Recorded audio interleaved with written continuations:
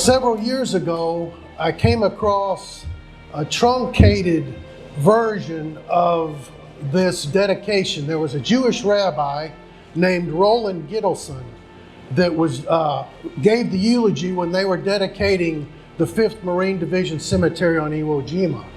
And just for some background, there were 6,851 men killed in 36 days on Iwo Jima. I don't know how big the towns are that you live in, but the little town my wife and I grew up in, Metropolis, Illinois, that would have been the entire town wiped out in 36 days.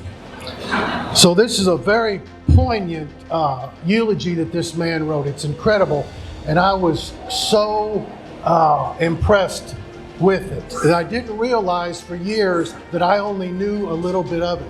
So when I found the total eulogy, I thought, well, that would be a good thing to read because it's very poignant to the veterans.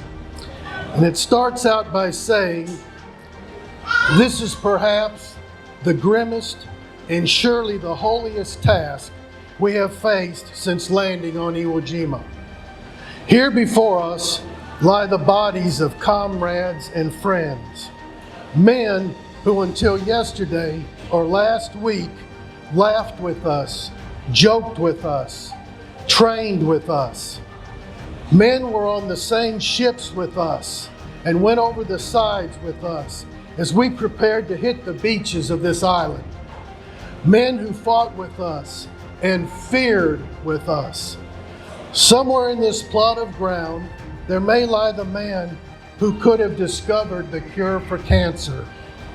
Under one of these Christian crosses, or beneath the Jewish Star of David, there may now rest a man who is destined to have been a great prophet, to find the way, perhaps for all to live in plenty, with poverty and hardship for none.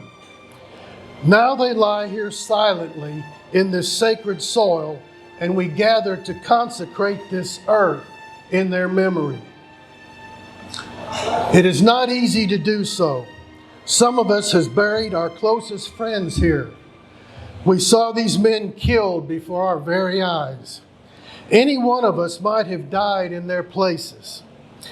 Indeed, some of us are alive and breathing at this very moment because men who lie beneath us had the courage and the strength to give their lives for ours. To speak in memory of such men as these is not easy. Of them, too can be said with utter truth. The world will little note nor long remember what we say here today, but it can never forget what they did here. No, our poor power of speech can add nothing to what these men and the other dead of our Marine divisions who are not here have already done. All that we even hope to do is follow their example, to show the same selfless courage in peace that they did in war, to swear that by the grace of God and the stubborn strength and power of the human will, that their sons and yours shall never suffer these pains again. These men who lie here have done their jobs. They have paid the ghastly price of freedom. If that freedom be once again lost, as it was after the last war, the unforgivable blame will be ours. So it is we the living who are here to be dedicated and consecrated. We dedicate ourselves first to live in peace together, the way that these men fought, and they are buried together in this hallowed ground. Here lie men who loved America because their ancestors generations ago helped in her founding. And other men who loved her with equal passion because they themselves or their own fathers escaped from oppression for her blessed shores. Here lie officers and men Negroes and whites, rich men and poor, together. Here no man prefers another because of his faith, or despises him because of his color.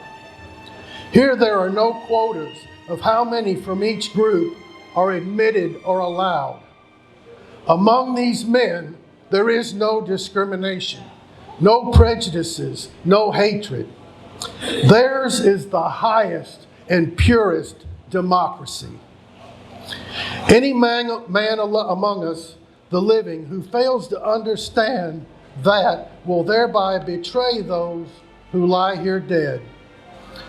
Whoever among us who lifts up his hand in hate against a brother or thinks himself superior to those who happen to be in the minority makes of this ceremony and of the bloody sacrifice it commemorates an empty, hollow mockery.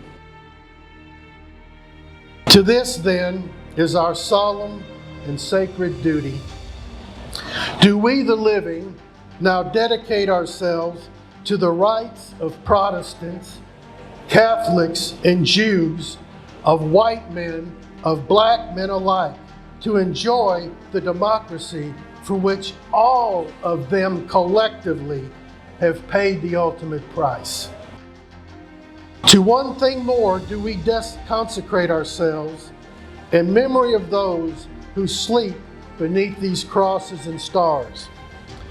We shall not foolishly suppose, as did the last generation of America's fighting men, that victory on the battlefield will automatically guarantee the triumph of democracy at home. And what he's talking about here is how we foolishly believed that at the end of World War I, that was going to be the war to end all wars. But we didn't politically do anything to protect the peace. This is what he's speaking about. This war, with all of its frightful heartache and suffering, is but the beginning of our generation's struggle for democracy.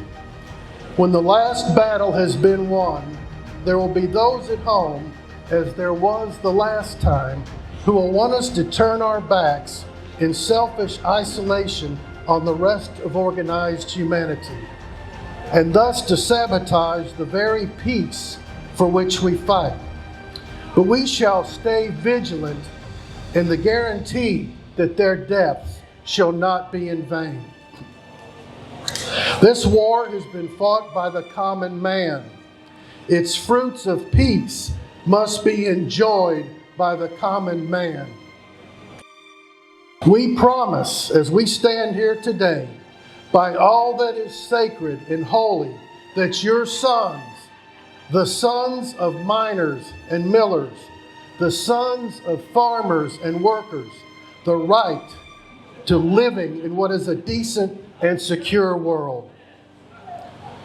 When the final cross has been placed in the final cemetery, once again, there will be those to whom profit is more important than peace, who will insist with the sweet voice of reasonableness and appeasement, that filthy word, that it is better to trade with the enemies of mankind than by crushing them.